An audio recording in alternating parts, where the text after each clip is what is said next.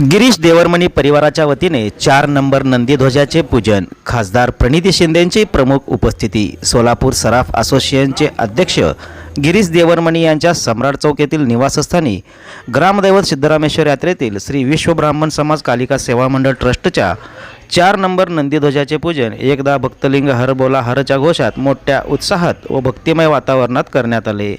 सदर प्रसंगी खासदार प्रणिती शिंदे, महेश भैया धाराशिवकर, प्रताप चव्हाण, मानकरी मनोज हिरेअब्बू, चौथ्या नंदीध्वजाचे प्रमुख मास्तर प्रसाद कोमठेकर, प्रसाद देवरमणी, मयूर देवरमणी यांच्यासह राजकीय, सामाजिक, व्यावसायिक क्षेत्रातील मान्यवर उपस्थित होते। तदनंतर उपस्थितांना महाप्रसाद देण्यात आले।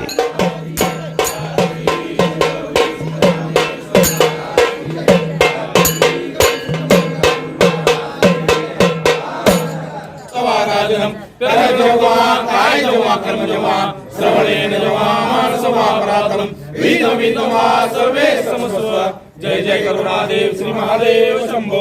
एकदा भक्तलिंग हर बोला हर, सिद्धेश्वर महाराज की जय। पहिल्या काठीची पूजा खरं तर आज चौथी काठी, पण माझी पहिली वर्षाची गिरीश देवरमणींजींच्या घरी असते आणि पारंपरिक पद्धतीने ती पूजा पार पडली आहे। असं दर घरी वेगवेगळ्या घरी आम्ही काठी पूजा करतो आणि आज सिद्धरामेश्वर आपलं ग्रामदैवत त्यांच्या चरणी हीच प्रार्थना केली की सोलापूरला